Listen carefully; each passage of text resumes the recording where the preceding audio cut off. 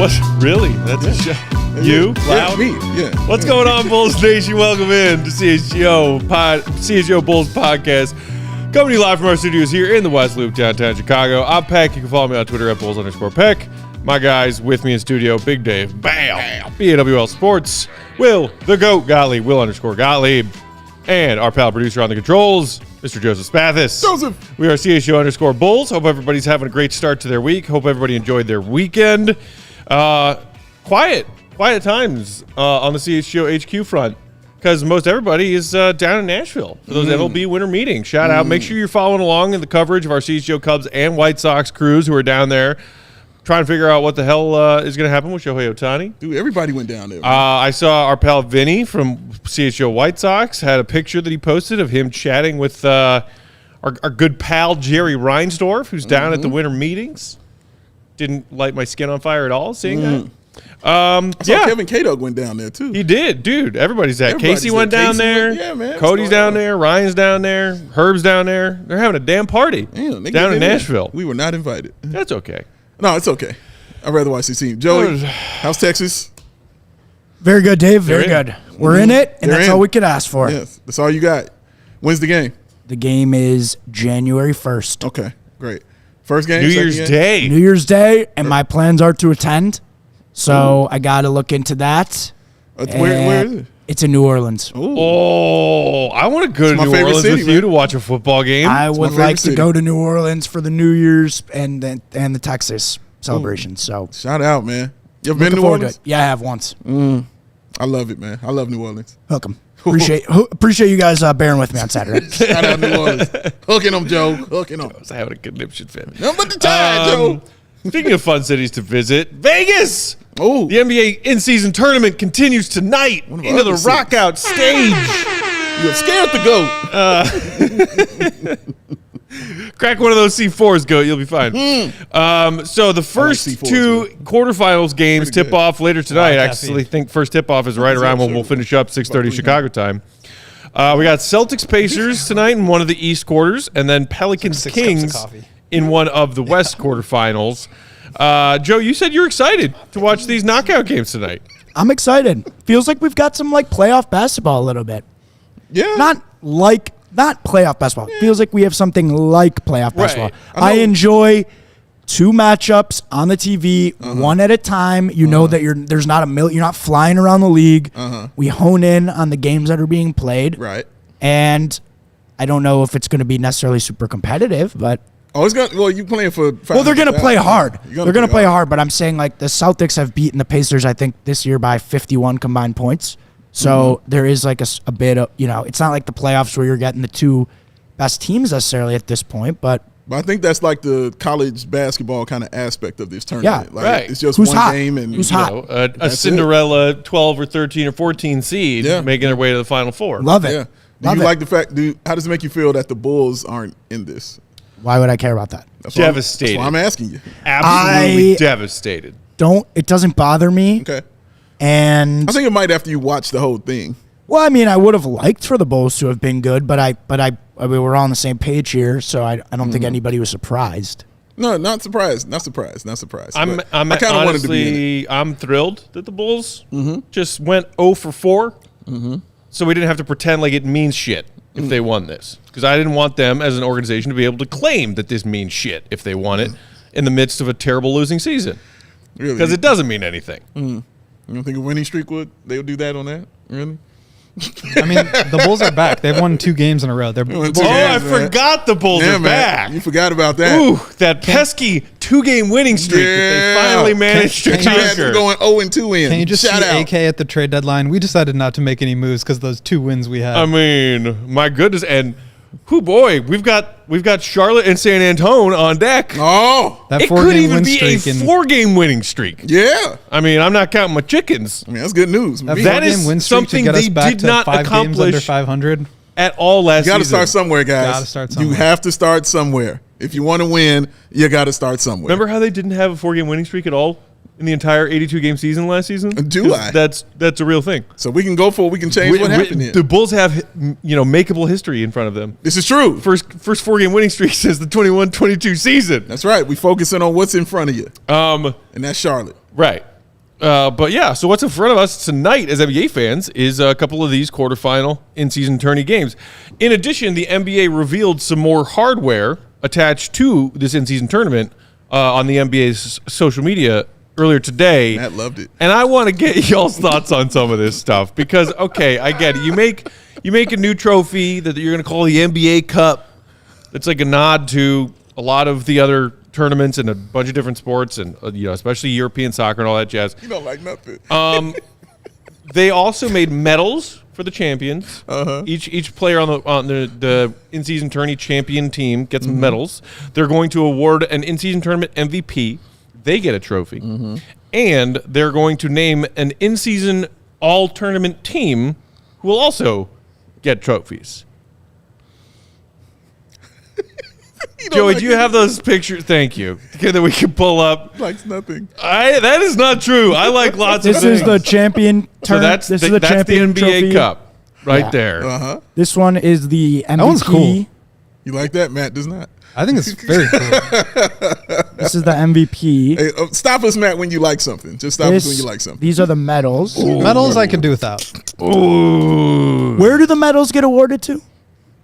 Every player on the team that wins the championship gets one of those medals, This as is not opposed the to like a Olympics. championship ring. The But only they thing also you get get this ball? That's oh, no, the- this is the that's the all-tournament all-tournament team. team. Okay, that's actually cool. The only thing that would bother me is if they gave the medals like they did in the Olympics. Like after the championship is over, gonna everybody bite on 'em? Yeah, everybody comes up, gets the medal put on them, and they bite it. How and do all you that. know that that's not how they're going to do it? I don't. I'm saying that's the only thing that would bother me. I guarantee you that they're going to get them put around their Yeah, it makes heads sense. one at a time. It honestly makes sense to Someone do it comes that out way. with one of those giant like felts, Yeah. like coffee table looking things. It makes sense to do it that way. I'm interested. I do think like the NBA, if there's high ratings on this, which I feel like there could easily be, like is Sure. gonna take a big victory lap. And so And I think a deservedly lot of so, this will yeah. be based off of like the next 2 nights and seeing how this does. This is where it really television-wise. starts. I mean, yeah, think, for sure. think about this aspect as well. Is they're going up against football. That's why I already You said know, they're gonna get. So I if mean, they get an increase in viewership in any way, shape, or form. That's a even victory just lap. I mean, they're not, and people are going to watch football, but even if it just compared to a normal regular season night slate, that would be a big win for them. So Agreed. No argument here. So. Juan Mata, one of our regulars in the comments, said he's a fan. The NBA Cup looks really cool. Henjo, meanwhile, saying Coby White is my in-season tournament champion. Speaking of which, we are going to talk a lot about Coby White on today's show. Just wanted to touch on the in-season tourney stuff first. Juan also saying in-season tourney is interesting because it's like radar to feel the pulse of who's dominating or teams that could be on the rise. So I just, you want to make an in-season tournament because it's a cash grab for the league, fine. Because you're trying to boost ratings, fine. You want to make a trophy for the team that wins, fine. You want to give a monetary incentive to the players so that they kind of give a little bit more of a, Yeah, shit. I mean, how about like trying to incentivize effort and people playing in November? I think that's a big piece of it. Like, let's try to add some value to the regular season. That's the whole like load management, and now you have to play 65 games to be eligible for awards. Like, I think this is part of that, is trying to add value, trying to make these regular season games mean something more. I don't think it'll ever like equal an NBA championship. I don't think it ever will. Never. But when we're like a huge part about the NBA is debating between eras, right? Yeah. Who's better than who? Who's my GOAT? Who's the best player of his Really a generation? debate, but yeah, go ahead. But I think the more they try to incorporate these new accolades, the more nuance goes into those discussions. And in 20 years, you're going to be saying, well, Cooper Flagg had 3 Eastern Conference Larry Bird awards in the playoffs and won 2 NBA Cups. But, does that make him better than LeBron? I don't know. But my point is I think it adds to the conversation. It gives a new element of excitement and of value to the regular season. And that's what this should be about. I'm a fan of this. I think they're going to change a lot of stuff in the coming years to make it better. I think for a first crack at it, it's been really good. It's been enjoyable. And I think this is where it really starts because the rest of them were just normal games on a funky court. Yeah. I feel like now this round and then in Vegas, it's going to just get a lot more exciting. And I think the players take it seriously when you give them something extra to compete for. These are competitive guys. They're going to try the point differential thing and getting, opening up potential for injuries in these late games. I think they're going to have to change stuff like that. But I think for the most part, they're trying to lay the groundwork to make the regular season more fun and matter. And I like it. See, here's where I disagree with that, Will. You say it adds to the conversation. And, I think it dilutes the conversation. When you talk about resumes, and I'm not just talking about the GOAT debate, which is, exhausted already. But if you're talking about whether or not someone is Hall of Fame worthy, when you're talking about people's entire careers and the things that they have said, I have accomplished this, and this, these NBA Cup trophies of various kinds, whether they be winning it as a part of a team or getting the in-season tourney MVP award or making in-season tourney all-team, whatever. Sure. To me, and this is not me just being someone who's cranky and doesn't like things that are new and different, I don't think that should at all contribute to these players. Are you a Hall of Famer or where are you in the hierarchy of NBA greatness conversations at all? Because it's fabricated. It's made up. It means nothing. And it's a combination of 4 regular season games you were playing anyway, and then a knockout round of winner go home, winner go home, winner go home. That's it. Why should any of that contribute to people's resumes in any significant way? Why should you go? Go ahead. I mean, why should the regular season? It's part of it. They're trying to add more value. Not. Well, I mean, if you hit the big, there's big moments in the regular season that happen. I'm thinking Steph Curry hitting that 40-footer against the Thunder. Imagine if that had been the in-season tournament championship for the win. But would that add any element to that shot? Do you think it adds excitement? And I'm not sure to viewership. Sure, but I don't know that we could say definitively it will have any impact on anybody's resume or not. We don't know that. But that to me is where I judge it. It is more than you see a great game-winning 3. It's elevated if it's in the in-season tournament in an elimination game. So even if it's not it's not resume defining, but it's something.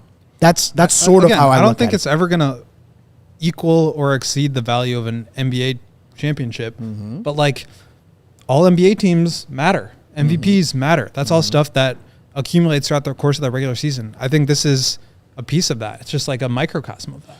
Yeah, I do agree a lot with what Matt is saying.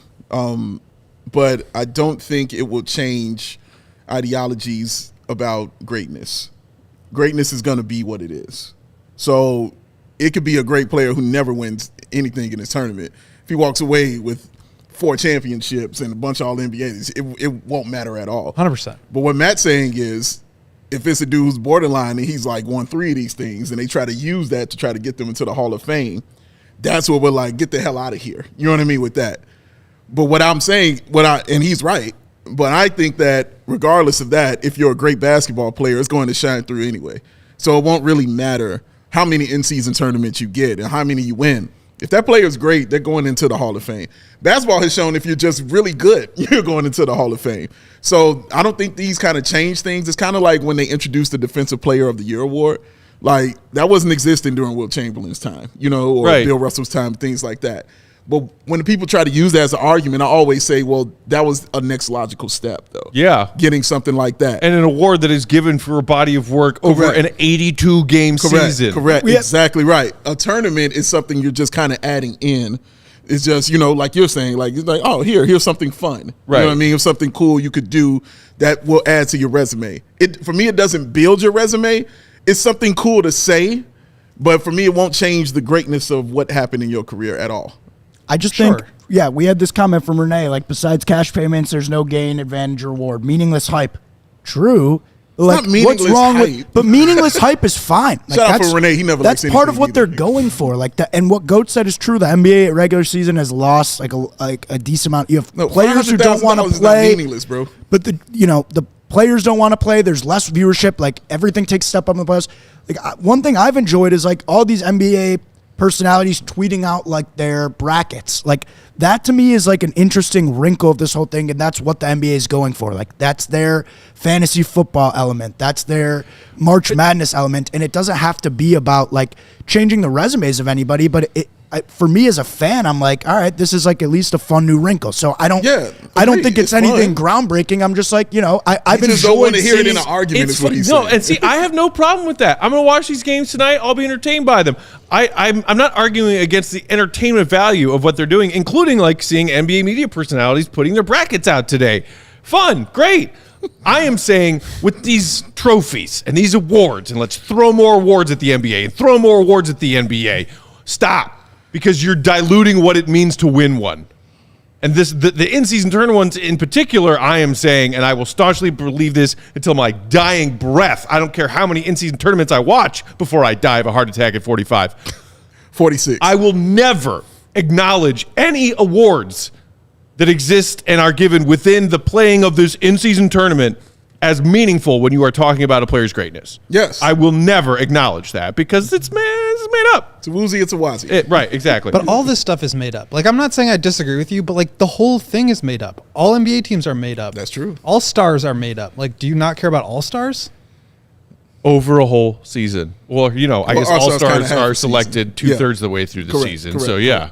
I mean, all stars matter. I think when you talk about bringing up the invention of the Defensive Player of the Year award, I'm sure there were people that were just like, this is dumb. I'm not going to care about it. I'm sure it was. And I think... Assist! Yeah, exactly. 3-pointers? What are we talking about here?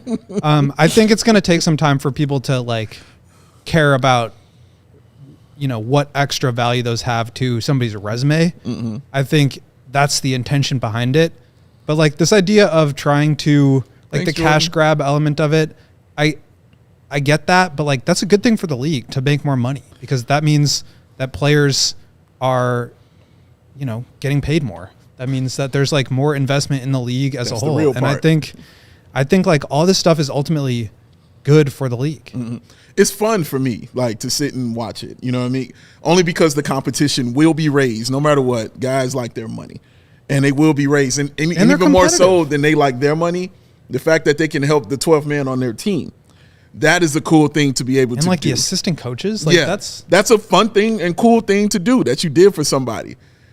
What it can't do is sit there and somebody wants to have these arguments and debates. Hey, Julia, they want to have these arguments and debates, and you tell me about an in-season tournament.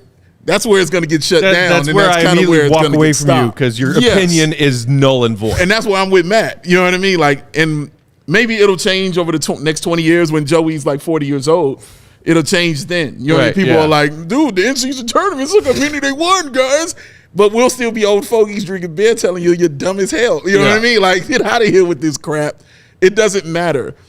I think if it mattered and it changed legacies and defined legacies, then okay. But in any sport, in-season anything isn't going to change your legacy. What changes it is the titles you win at the end in any sport that you do. I understand, but I think the point is like the NBA is trying to not get rid of, but move away from rings culture. And this idea that like the regular season doesn't matter. It's just all about the playoffs.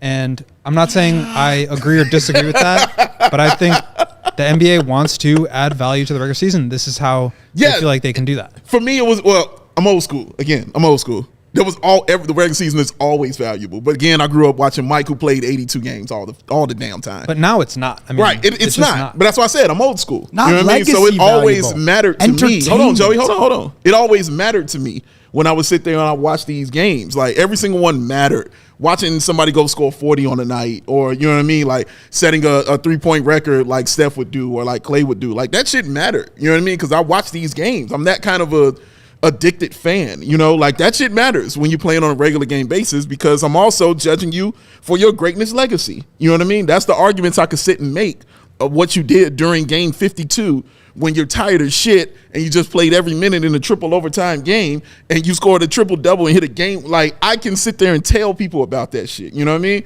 So it always mattered to me. And you're right, because it doesn't matter to everybody, the masses in that kind of way. Yeah, I think it does matter and it should matter, but well, I shouldn't say it does matter, because my point is that I don't think I think it doesn't matter. Yes, sir. I think it should, but it's just we've moved so far away from that, and I think this is their way of trying to return to it. Return to form. I do think that Joey's point about, in 20 years, some sort of 50-point triple-double or half-court game winner, like that's something that will stand out a little bit more because it happened in one of these games. And they'll be promoting the hell out of it if that occurs like that, and they should. It just won't mean this. Yeah, it's all. And I don't disagree with that. I'm just saying, I think that's what it is now. But I think what I'm arguing is like this is what the NBA is trying to make it in the future. Correct. Yeah. Rings. Our guy AK chimed in with a super chat. Appreciate you, AK, saying NBA championships are what matter. That is the outcome of grueling mental fortitude over 82 games. In-season tournament is extra rev for the league. Some players wanting $500K. MVP of a tournament, meh. Not just players, like he said, coaches and everybody involved gets a check, bro. Like, that's awesome. Here's my last old guy in a chair on a porch yelling at people, and then I'll move on. Joey, get your grandpa. We can move. So you know how, and this started with the redesign of the MVP, regular season MVP trophy, and then the introduction and then also redesign of some pre-existing playoff trophies. Eastern Conference Championship Trophy, Western Conference Championship Trophy, and then adding in East and West playoff MVPs, those trophies. The NBA started doing this thing where they will give you like specific breakdown specs of why these trophies were designed the way they were. Sure. The aesthetic design, the specs of its height, its width, it's this, it's that. And okay, fine. It's gone too far. Joe, if you could just throw up the NBA Cup picture again. There was a breakdown tweet that they had about the NBA Cup and why it looks the way it does. Half ball / cup at the top. A nod to the global cups played for in all sorts of international competitions in a variety of sports. The 8 prongs flowing into channels of the ball. Those, big, tall, pillory-looking things. Like that. They represent the 8 teams that make it to the knockout rounds. Okay, here's the one that drives me frickin' crazy. The prongs linked to diamond rings / engagement. A pinnacle moment in a relationship, but not the start and not the end. A perfect metaphor for the in-season tournament. What are we doing? What is this? Are we designing and describing a trophy or having a marriage counseling session? What is this? Stop! It's too damn much. It certainly was a lot of words. Jay Peterman, shout out. Dude, that is funny. Yeah, I saw you tweet that, and I just laughed out loud like Matt doesn't. You know what? Stop it, NBA. You're going too far. Regular season matters, dog. Regular season is important. I want more people to be involved, and Will's right. This could be a reason to get them more involved. Like, I look at this poster over there of Jordan holding Rodman and Pippen. That's during the regular season. You know what I mean? Like that. And the reason I know that is because they got on white shoes. But those moments stand out, for me. Like, I think that's important. Watching LeBron go crazy in a regular season game, or watching Steph Curry hit the shot and turn around and walk away on the Bulls, which I watched him do several times, in the regular season. That stuff matters to me. I don't forget those kind of things, But I think, so one example I've thought about is like the 2011 Bulls when Derrick Rose won MVP, and obviously they made it to the conference finals and lost in 5 games. Like, I think that season would have been, I think we can all agree that was like an awesome, successful Bulls season. Sure. Right? Sure. They obviously did not win the championship, which is the ultimate goal, but it was successful. And I think if you look back at that and say, Derrick Rose was the youngest MVP ever, they won 62 games, you know, they had all-stars, and they won the in-season tournament that year. And, like, I think you can just add that to the conversation wow, that made that season that much more special. I see what you're saying. And I think that would be for fun. me, it wouldn't change that. It's just another feeling. thing. It's just something to add on. Right. Okay, I'm with you. Do you guys remember that goes against why I originally didn't want the Bulls to succeed in this tournament, because I did not want it to contribute to a claim that it was a successful season. You don't have to worry about that. Yeah, because exactly. They You know what I mean? Like, you got what you wanted. What do you remember standout performances from NFL players on Thanksgiving? Like, really? Yeah, I remember when Leon let touch the ball like an idiot, right? And did stuff like that. But you remember those, like, to me, that's sort of what this is. I remember the one time Jay Cutler won a Thanksgiving game. Oh, shout out to him for that. Yeah, when we beat the Packers. So or like and NBA Christmas. It gets more eyes on the Cavs product. Warriors game. Nobody is Derrick Rose game or the winner. Derrick Rose game winner over the Lakers on Nobody, Christmas Day. nobody's inducting special days. NFL players based on their performances in a Thanksgiving game, but it has more eyes on it. That Cowboys game a couple years ago was the most watched NFL game ever. It's an opportunity for them to increase viewership in a game that doesn't necessarily have any actual implications, but it's fun for the fans and it makes it more interesting. So, like, that's where, and NBA doesn't have something like that. Yeah, you're right. They're trying to build it in. I completely agree. Where it's like, you know, so that's like where I'm just look at it sort of from that perspective. That's a great perspective. And I think it will be, just like I said earlier, there will be moments, no doubt, maybe not this year, maybe not next year, but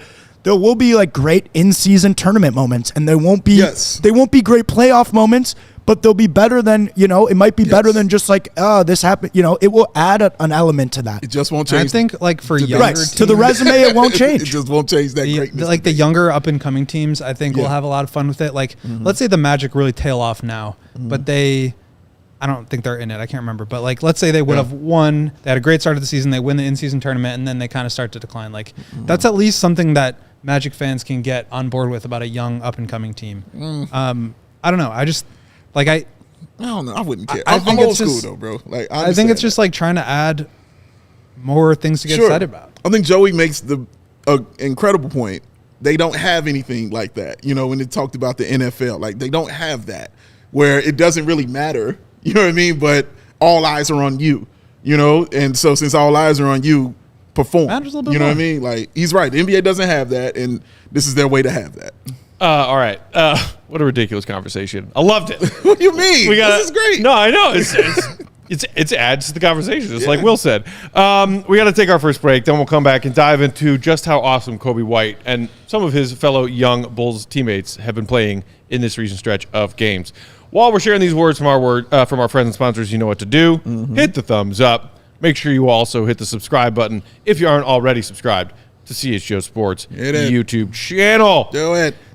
Do it.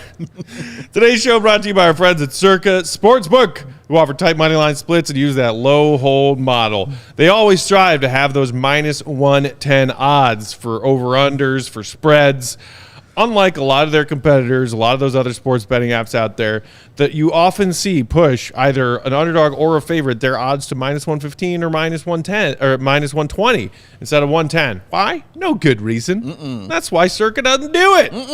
They also have high app limits and don't limit players based on their winnings. Every player has the same limit, unlike other sports books who limit their winning players, their players who are on hot streaks.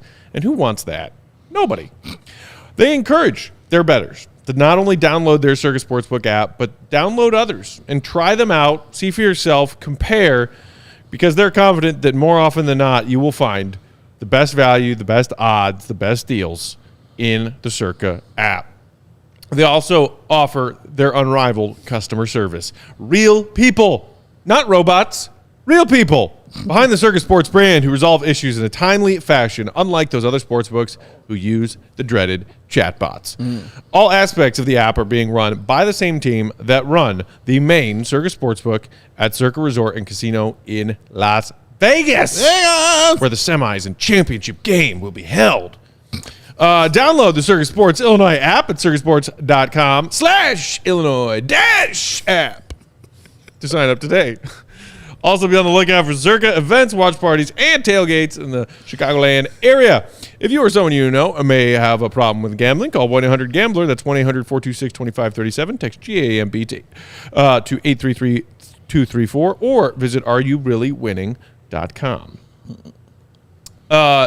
Today's show is also brought to you by a good old reliable friend of ours. Who that? The people at ComEd. Hey, Dave, it is getting easier for businesses to switch to electric vehicles. Is it? It's a thing that's happening. Wow. That's something we can all get behind for the health of the planet, Mother Earth, and for the well-being of all of us who share it. Well, that's true, Matt. And the electric grid is evolving to meet your cleaner energy needs as we all move with confidence towards an electric tomorrow. It's my favorite band, by the way. Electric tomorrow. Whether you have Climbing up the charts. whether you have one delivery van or a whole fleet of shipping trucks, ComEd can help guide you to make the changes that make sense in your brain and your mind. In your mind, too? Well, so what should business owners do, Dave? Oh, my God. I'm so glad you asked me that, Matt. Me You too. are amazing.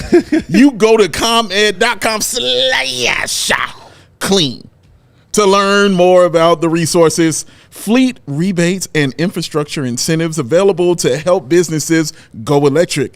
If you own a business, as Matt always says, good for you. But also, don't wait. Start making your plan today. When? Today. To switch to electric vehicles.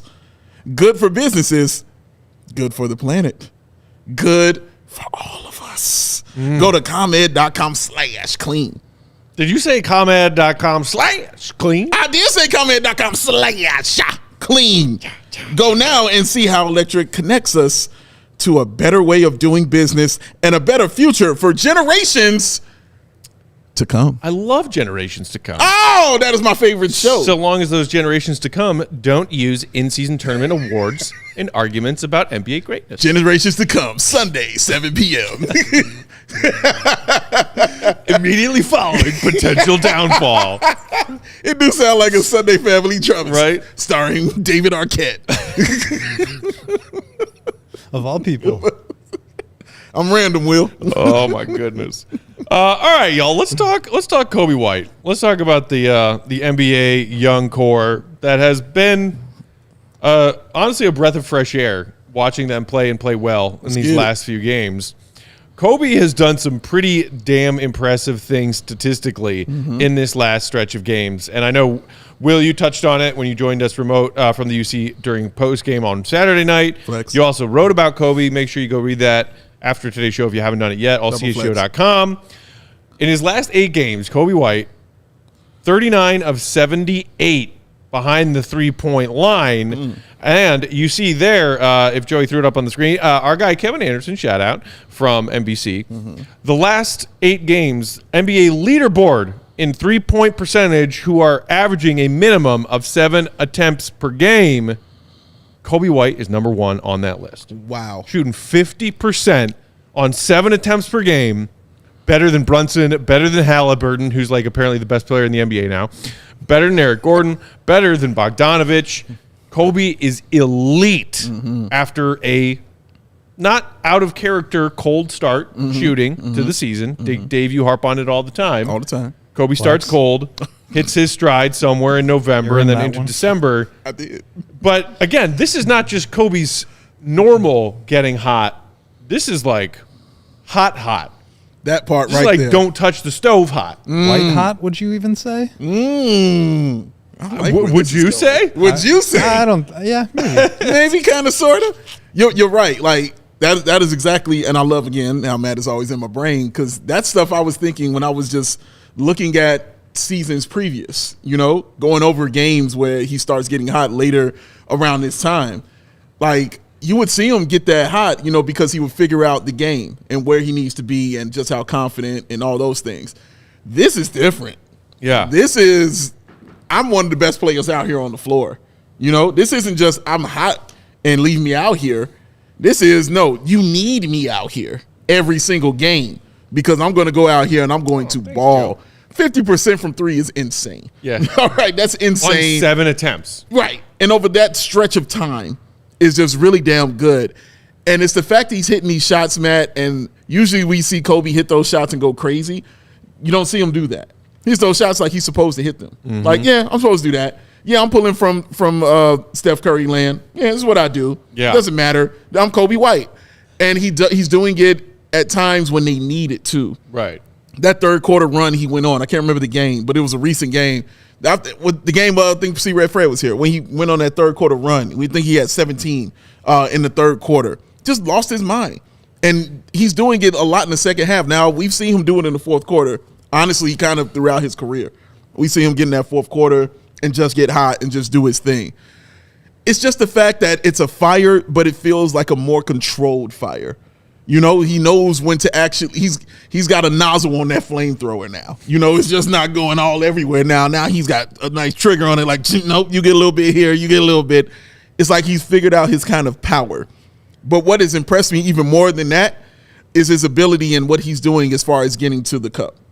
Because the crossovers he's doing, the stutter steps, the moves he's making on some of these guys and getting to the cup, and not just getting there, but actually finishing at the cup is what I am the most impressed with watching Coby White, because those are the things that he was working on for years, man. His handles, that's all he worked on this offseason, if you all remember, was his handles. Yep. But his handles, his stop and go, his first step, all those things are coming to fruition right now in this kind of hot streak. The little like hezzy crossover he's added into his handling, so sexy. And then he sometimes like blends that with like a sidestep shot. Yes. It's impressive. Even going to the left side of the rim and finishing with the right hand. Yeah, like those kind of things. Like he's understanding the game a little bit more, and that's going to just lead to guys around him kind of listening to him more. You know, leadership can come in many forms, but it damn sure comes in the form of busting somebody's ass. Yeah. If everybody's watching you, ball out, they're going to listen to you a little bit more,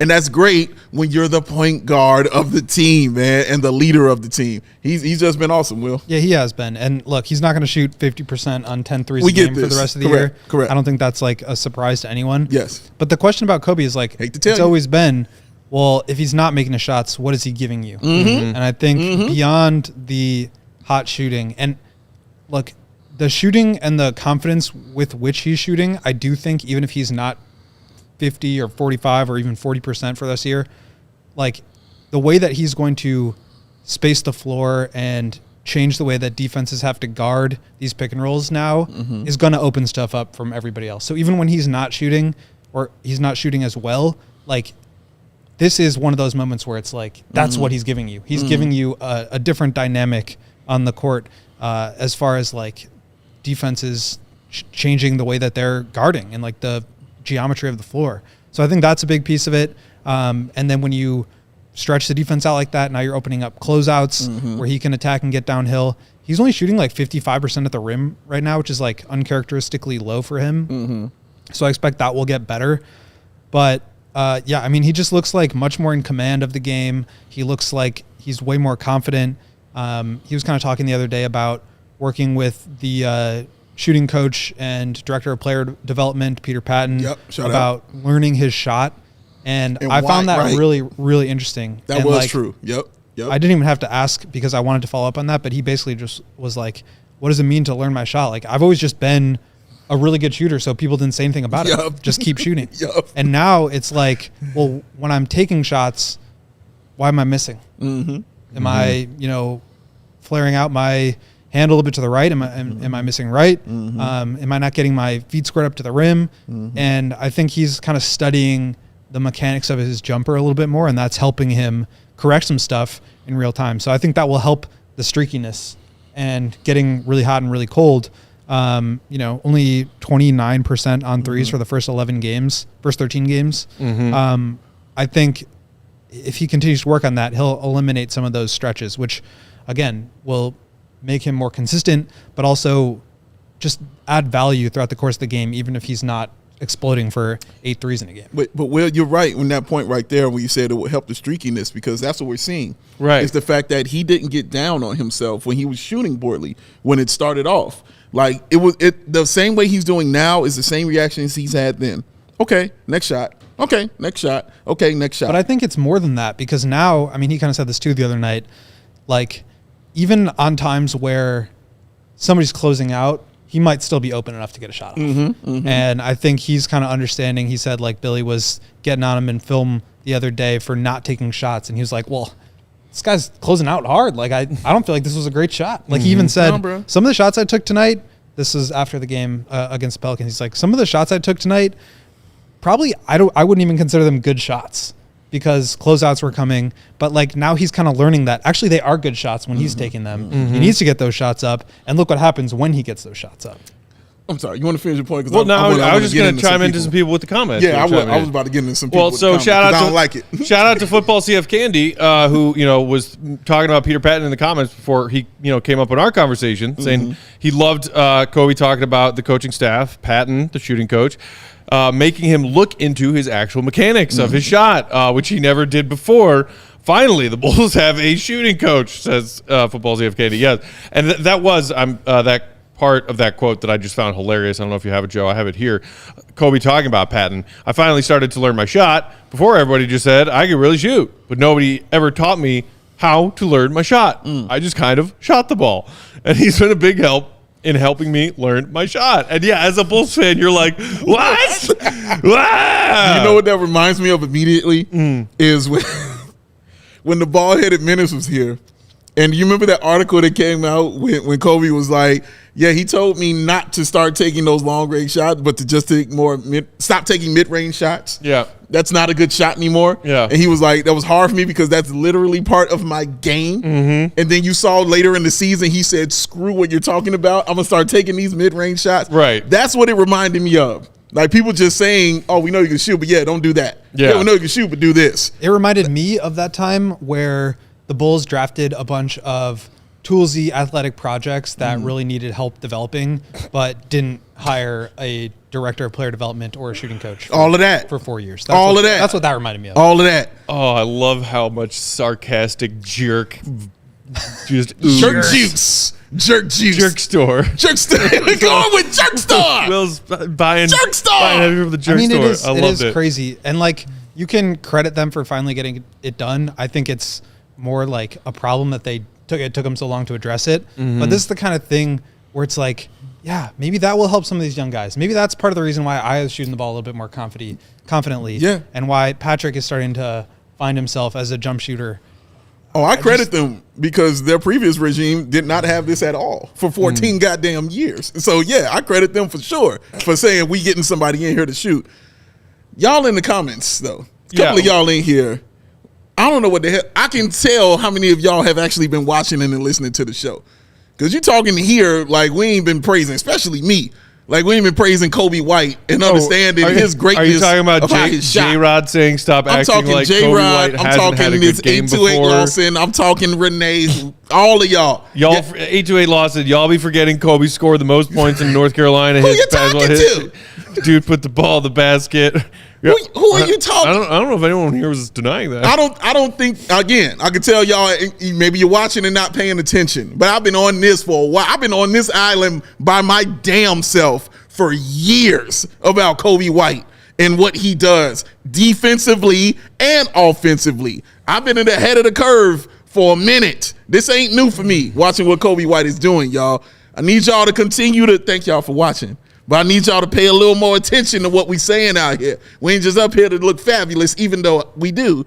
But damn, pay attention to what we telling y'all out here, man. I've been saying this for a very long time about Coby White. Back when I was arguing about when he should be the starter of this team. I've been on this train for a while, dog. Y'all a little late getting on, but I'm glad you're here. But please, stop acting like we don't know this stuff. All right? There's we know a difference between talking as if we're shocked by this stretch that Coby's having because we don't think he's good. Right. But what's one thing that we've harped on about Coby since his rookie year to now? Shout out Lawson. Thank you, sir. Is performing consistently. What's another thing Bulls fans are obsessed with talking about? What kind of guard is Coby? Can he be a facilitating point guard? Is he more of an off-ball guard? Now he's talking about it. Billy's talking about it in a way that he's confident playing sort of an amalgamation of both of those roles within one game. You heard him spat this? Which is great. But again, the 50% on threes on 7 attempts a game in a stretch of 8 for a player who's streaky shooting and talking about how he's putting more work into the mechanics of his shot, while also, as Will, you pointed out in his column with some of his thoughts after Saturday's win, the confidence he now has to take them and take that many of them. Those are all new things that are encouraging for Bulls fans. It's not just like we're sitting here saying, Coby used to suck and now he's good. Like, no, Right. we're talking about what's going on. Right, exactly. I'm really glad you brought that up, because when you talk about like criticizing Coby or whatever, like I've not always been a big Coby guy. Same. The first couple of years, I didn't really see more than a microwave scorer. And I think when the Bulls put him in positions to do that, he did it really well. And then they wanted to like promote him into more of a point guard role, and it stopped going well because that's not naturally his game.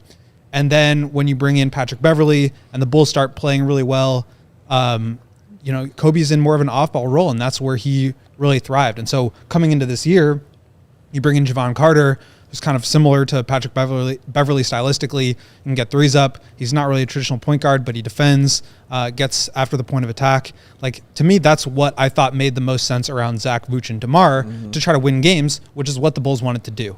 But Coby obviously surpassed Javon and anybody else that was kind of in his way as a starting point guard, and immediately became clear that he was that guy. But I think you still run into these times where you see the Bulls trying to involve Coby to the point where he's running the initial actions, he's getting into pick and rolls, and Zach and DeMar are kind of standing on the wings. Right, correct. Looking like waiting for the ball. Right. And I think that's not a healthy balance of those things for the entire team. So I think there's a couple of things. One, this all comes back to like, what direction are the Bulls trying to go? Are they trying to win games and put the ball in Zach and DeMar's hands because that's their best chance to do it? Or do they want to prioritize some of their younger players to see where they can take you down the line? And I think it's just really hard to do both of those things, especially when the younger players need the ball too. And so I think with Zach out for these last 2 or 3 games, with DeMar out for the first game, and then obviously coming back, what we've seen is, as you said, Matt, this amalgamation, this balance of him playing on and off ball. And what I mean by that is he'll get an outlet pass, he'll get a rebound, he'll get it up the floor, get the ball to DeMar at the elbow or in the pinch post with 18 seconds on the shot clock, and then relocate. Yes. Go off a screen, catch, shoot, bang. And like, he's now involved with the offense with the ball in his hands, but he's also moving off the ball. Yeah. And when he's moving off the ball, guys have to defend him off the ball. That means he is 8th in the league right now in three-pointers made. He is shooting 40% on threes. You have to go with him. You have to keep an eye on him. And when guys off the ball are doing that, that opens stuff up for everybody else. And it opens stuff up for him where he can just float into space, catch and shoot threes. Or now he's attacking closeouts because he's got a guy on his hip. I mean, it just opens up so much. And that's why I think you saw him play a little bit better towards the end of last year where he was playing off the ball. That was my concern, was Coby's great as somebody who can obviously touch the ball and facilitate, but I think where he's at his best is moving off the ball, catch and shoot, being involved in the offense, being able to attack closeouts, but also spacing and relocating and just scrambling the defense up a little bit. And I think he's getting back to that a little bit more these last 8 games, and that's why, in addition to working with the shooting coach and being more confident and understanding when and where to take shots, it just seems like he's kind of found a role that makes the most sense for him. And it is this balance of he's the starting point guard, but he's also kind of playing off the ball a lot. And I think that combination, that's true. We finally found a combination that works and that satisfies everybody's wants for him. Wants and desires and kind of needs as well. But again, the reason I was even saying all this stuff, especially about the people in the comments, is because somebody approached me like that on Twitter. It was like, dude, look, you said you wanted Javon Carter to start. He did not. I was the only one who said start Coby White. Me. And then I sent him the video just to let him know he was wrong. He's like, oh, that's my fault. That was Matt Peck who said it. I said, yeah, people get us confused all the time. But then also, they played one preseason game. Coby was going to have, he won. I said I was glad that it was an open competition coming into training camp, which is what was reported by Billy Donovan as saying that, and AK saying that. And I was like, great, have it be an open competition. And if Coby wins that open competition, great. I'm cool with it. We are happy with it. Everybody's cool with it. Everybody's cool with success of Coby White. But I'm just telling y'all it ain't brand new up here, all right? It ain't new. Everybody knew what he could do. That's why everybody's happy right now. Right. Everybody understood what he could be and the kind of player he could be, and he shattered a few ceilings as well along the way. He's killing people's expectations also. So those things are awesome and attractive. And Will, you brought up a great point about, him being off ball and the fact that his shooting makes it better for him. And I love that because that's the truth. Because now that you're shooting 50%, guess what? When you're behind that line, they're coming hard. Now that opens up your ability to go inside and score, which is why I pointed out I like the fact that he's a little more patient, can pump fake you and get that one step, go inside, finish at the rim. That's the kind of stuff that's sexy right there. And he's been using that big frame for like 3 years, all right, on defense. It's just gotten better this year because that is what happens when you continue to play with guys like Alex Caruso. It's going to get better. Mm-hmm. You can show flashes, but now it's like, oh, this is why I'm doing this. Oh, this is why this makes sense. Oh, now I understand it. You know what I mean? You just continue to learn and get better. That's part of, I don't want to say the word because I don't want to upset nobody up here, but that's part of what the C word is. It's what happens with those kind of guys, man. When you continue to constantly learn and it start making sense, and instead of it sounding like Chinese, it starts sounding like Shakespeare. You know what I mean? That's the difference of it, y'all. And Coby White is showing it. We got to take a second break here real quick. We'll come back, continue these thoughts, and then touch on the fact that not just Coby, but Io and Pat both playing better recently, and the fact that Bulls Twitter seems to be obsessed with the idea that the new Big Three is already here. We don't, get what you can for Zach, Demar, and Vooch. We've got the next Big Three ready to roll. We're good. Hit the thumbs up during these ads while we're sharing these words if you haven't done it yet. We appreciate it. Today's show brought to you by our friends at Goose Island Beer Company. Yeah. CHGO supported by Goose Island. It's Chicago's beer and has been since 1988, the Jordan year, where he won the scoring award and the defense award. Everything. And the dunk contest. Everything. Check out their whole beer roster. Big Dave, you're sipping on one of the Juicy Beer Hug. Oh, the Joey Spathis favorite. One of the many delicious varietals in the Beer Hug Pale Ale family. You like that, Joe? The 312 Wheat Ales, the Oktoberfest, and of course, Dave and I's current favorite, the Full Pocket Pilsner. Left one in there for delicious. Waiting for him. You told me he's hiding one in the back of the fridge at the office for me. I kind of did, yeah. This is this guy. Y'all get you a Big Dave in your life. Grab an ultra fresh brewing exclusive beer at Goose Island's original brew house on Clybourne Ave in Lincoln Park, or from their tap room on Fulton Street, just around the corner from us here in Westtown. Goose Island Beer Company, Chicago's beer. Hunkity. I thought he was going to hit it. I was giving him space. I was giving him space to do it. I got no honks. I thought none of that. All right, Joey Longhorn. Come on, baby. We on this. There's one thing I'm happy to be talking about because we actually brought it up, you know what I'm saying, just having a conversation about it off air. AG1. The greens. GOAT. The greens is back in effect.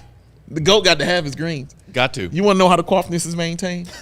AG1. You want to know how he gets him up in the morning so he can go running outside? What is it, man? I think it's the AG1. You know what makes him get on this computer and go type and type out that amazingness that he sends out there right now? What is it, man? It's got to be the AG1. That's what he does because that's how GOAT rolls. You can't type without your AG1. No, it's impossible. If you want to be down like this man right here, you want to keep that 5 a.m. Bradley Cooper scruff, you got to be down with the AG1. And that's how the GOAT rolls, ladies and gentlemen. He rolls with the AG1. GOAT, I'm going to leave this flow to you right now, sir. Please tell them how much you love AG1. Every morning, 1 scoop, big glass of water. If you get it, you get a little drop bottle. What are those things called? Like with the the vitamin D, was it? You drop in some squeezer thing. Yeah. D3K2. Oh, yeah.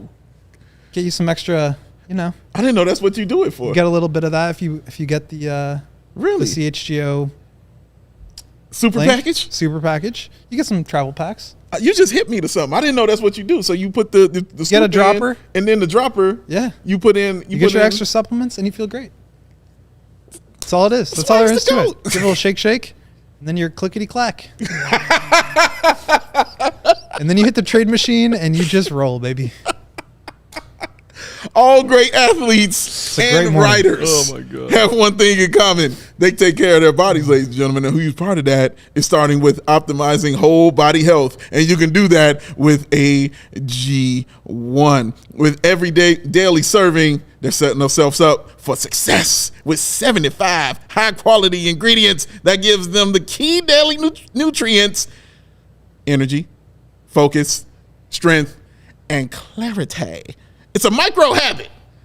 That means it's just a little habit that you got that you do all the time. You know what I mean? It's a micro habit, y'all, that delivers and helps just about everything and takes great care of your health and your body and your brain and what, man? And your mind, too. That's what it does. And you know what else why the GOAT likes it so dang on much? Tell me why. Because it costs you less than $3 a day. Man. You ain't spending much to continue to look awesome, ladies and gentlemen. Proof is in the dang on pudding. Pretty dang awesome if you ask me. You want to be down? Of course you do.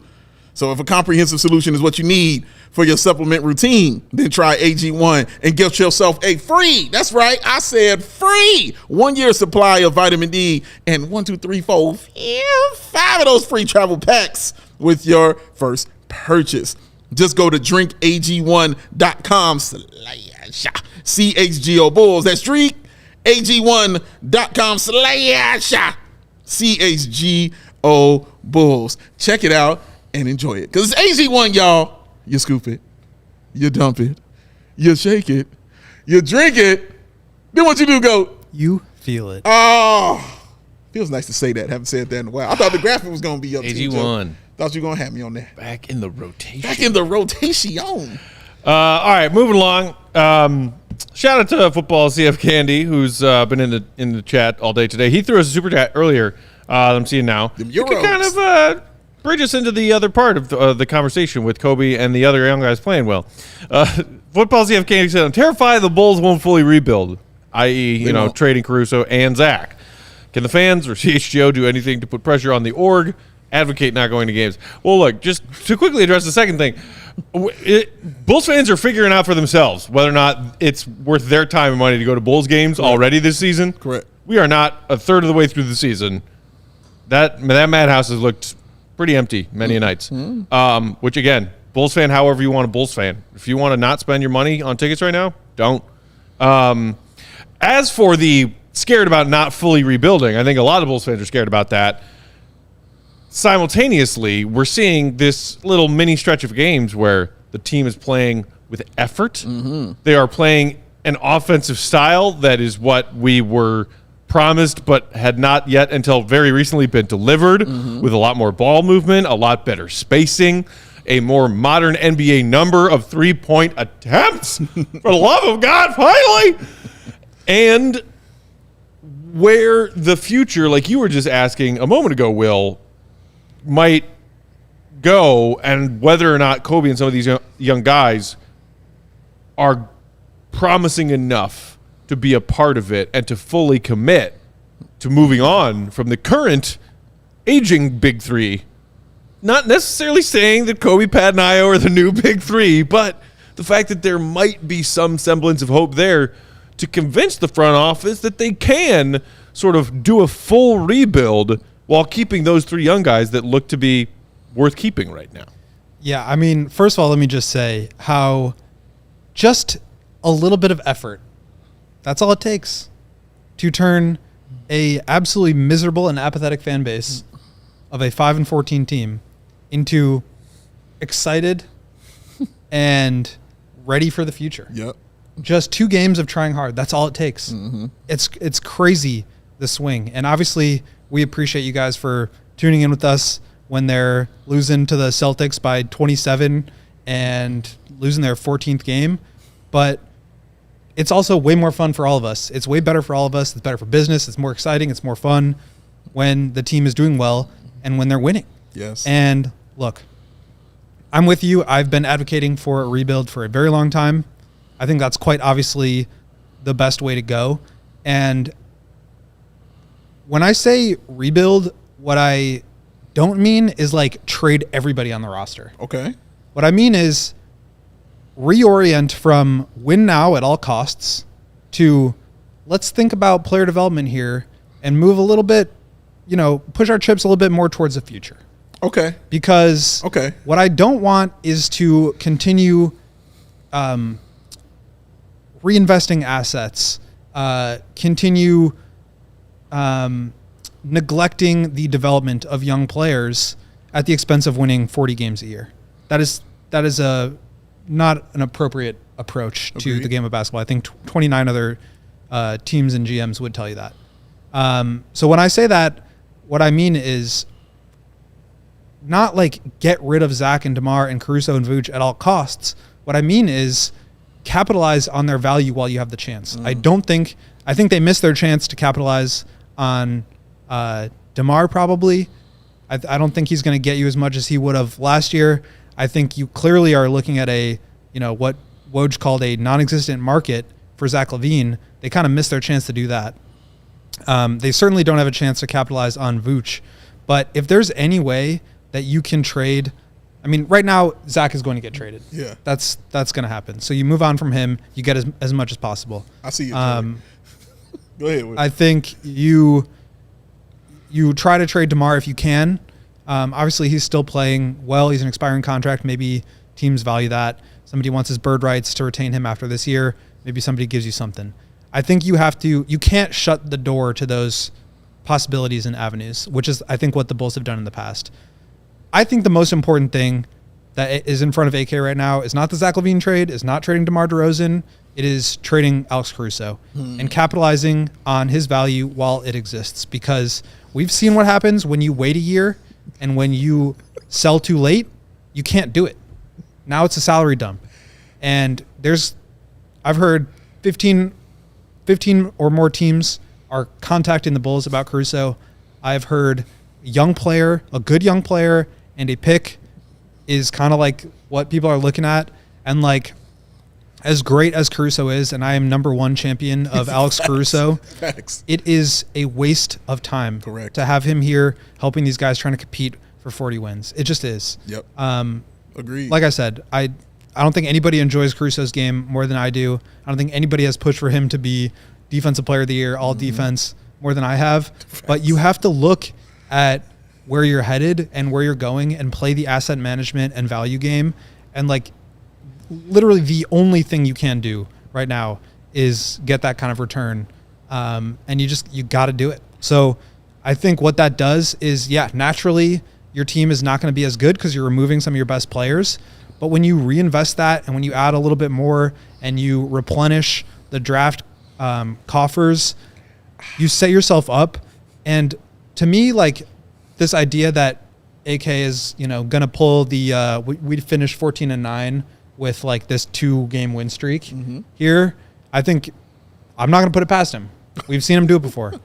But to me, this is even more validation and confirmation that like this is the direction you need to go. Playing off of Vooch against the Bucks, he played great, but it also helped kind of unburden some of the younger players to where they didn't have to be overtasked creating everything. I think that's what got the Bulls in trouble with their last rebuild, is that they didn't have any good vets. They had vets that were good locker room guys. They kind of got Thad at the end there, and he was great, but like that's Thad. I mean, he's not a rotation player in the league anymore. You still have a guy who can put up, 20 and 10 every night. That can really help some of these young guys develop. I think that's who you're not going to get anything for him anyway, but I think it also benefits these younger guys to have a good player to play off of, who's a center who can pass, who can shoot, who can space the floor. I think he can really help these guys while you kind of reorient more towards winning. And I think retooling has been sort of the priority here, but I think the real idea is like retool towards the younger players, because clearly they're showing something here, and you put them in a position. Obviously they were great with DeMar the other night. DeMar took on more of a facilitation role, 10 assists. That was awesome. Obviously he can do that. And if you can't get anything for him, maybe you do want to keep him. But I think to me, like the most important thing is getting the Zach trade right, getting as much as you can for him, and trading Caruso while you still have the chance, because we know the injury history. But also just like he's got a year and a half left on his contract. That's valuable. He's making $9 million a year. That's valuable. You're going to get value for him now, whereas if you wait, you may get nothing. And I think right now what we've seen is AK's creation start to turn into nothing. And you have to get out before it gets to that point. And Caruso's kind of the last, card that he can play. All right. I'll make this quick because I know we got to get the hell out of here. Sorry, I could go on What forever. you said about rebuilding, is if that's the idea of rebuilding, I'm completely on board with that. That's why I've never been with rebuilding. It's because when I hear rebuild, that means start over. It means Tess Matt said, turn it down to the studs, set it on fire, and then set fire to the ashes. That for me is a rebuild. If you're telling me to go with the young guys you got now and then build around that and grow, I'm with that 100%. I'm not against none of that, okay? I've been telling y'all to trade Caruso last year. I wanted Caruso going then, because I knew what I was looking at. And now this makes it even better because now instead of 2 draft picks, I want 3. I want ridiculousness for Alex Caruso. Give me everything you got out of the draft. What do you call them, the coffers? I want to raid the coffers and give me everything you got for young Alex Caruso. I want that for Alex Caruso. I don't think they're getting rid of DeMar DeRozan. I think DeMar DeRozan is staying here. That last game, Matt, did you see the players come out and you see how Coby White hugged DeMar DeRozan on the court before the game started? Oh, yeah. He ain't going nowhere, in my opinion. I think DeMar DeRozan is going to be here. Zach, Caruso, out of here, going, let's replenish and start over, and that's what we'll do. And the one more thing I want to add is, with DeMar specifically, I think you also have to consider, what is the long term? I think he clearly helps your young players. If you are reorienting towards young players, though, part of the value there is your own draft pick, is improving the odds of getting high draft, value. And I know that a lot of people in the organization and out will argue that there's not really a foundational player in this year's draft. Who knows if that's true? I know there's some exciting players at the top. The Bulls are probably going to be in the mix for a top 10 pick this year. I don't think that's any surprise, but I think next year that's where the tough DeMar decision comes. If you can't get anything good for him now, fine, but if you re-sign him and that helps you win 35 games next year and now you miss out on Cooper Flagg, or you just kind of attach your chip to still kind of building around DeMar and doing that for the foreseeable future, I just don't know that that's the best long-term approach. This year, I can get on board with it, but I think the real key and what the Bulls really need to do is prioritize maximizing value on Caruso and getting as much as they can for Zach in what seems to be a pretty limited or non-existent market. Football CF Candy agrees, prioritizing trade value with Caruso. He also wants you, Dave, to use your in with your good friend Michael Reinsdorf to convince him Money Mike? that that's the correct path. My guy. Meanwhile, EcoBean is one of, I know, a number of Bulls fans who see it the other way, saying, no, keep Caruso. Caruso is a coach on the floor. I see the value of those Bulls fans who want Caruso to stick around because of everything he does. I think you can survive without him, and you would be missing out on assets. The question you have to ask the rest of the path forward. But this is yes, all of that. Yes, the question you have to ask is: does a year and a half of Caruso add more value than a future first-round pick and a young player? No. It does not. Get him out of there. And so I'm not against keeping DeMar DeRozan if it's because me and Will are on the same mindset. If you're not building around DeMar, then and you're giving me the Spurs DeMar, which is what I'm thinking that it should be, I'm completely cool with that. At a certain point, though, you have to ask yourself the question, well, why did the Spurs move off of DeMar? Because there's a ceiling there. So I think ultimately they have a decision to make, but clearly they were also trying to tank too, though. Right. Clearly, he helps your organization. He adds stability.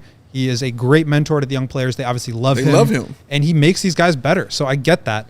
But I also think, if you are trying to ultimately get a star player that can be your franchise-changing player, the best way to do that is trade, draft, or free agency. And the Bulls are capped out right now with the tax. I think that's part of why a Zach LaVine trade is probably going to happen. They don't have a lot in the way of trade chips that are all that exciting. So the way that you can maximize that is through the draft. And you have to consider that as an option. And time is going to tell you what DeMar DeRozan is going to be, because he's on that side of the downside of his career. But at the same time, so it's going. But I'm saying it's going to naturally occur. whether they want it to or not. That's how it's going to happen. He's going to be moved from being that guy to the mentor role. Like, that's going to happen. Yeah. You also have to wonder, like, I mean, the reporting is DeMar and the Bulls are not aligned on years and dollars. I don't see that extension coming. Yep. But if don't see it? If you're – and DeMar has earned every cent that he wants. Yeah, that's a fact. But you also have to consider what is best for the long-term healthier franchise. It's true. And I don't know if they're going to find common ground there. All right, real quick. Could have went 4 hours. Yeah. Wanted to just touch on it. You may have seen it from our CHGO Bulls Twitter account earlier today. Pat, we talked about how he had 6 straight games of double-digit scoring, which sounded like foreign for Pat. Last 6 games for Pat, 13.7 points, 4.8 boards, 1.8 steals/blocks on 52.5% shooting, and Pat has brought his three-point shooting up in the last 6 games, 41.7%. That's sexy. Io's last 3 games, 13 points, 2 boards, 3.7 assists, 2 steals, 59% shooting. Illini Io. Let these young fellas cook. They've earned it. They have. Put them in the 2 super chats really quick. AK, back to our earlier conversation, says NBA championships is what matters. I already read that one. Oh, you did? Yep. Did you get the second, AK? No. To address blood pressure, pharma developed an effective medicine. Later, they discovered it could be better packaged as Viagra. In-season tournament is like that of Viagra. All right. Interesting. All right, AK. Interesting comparison.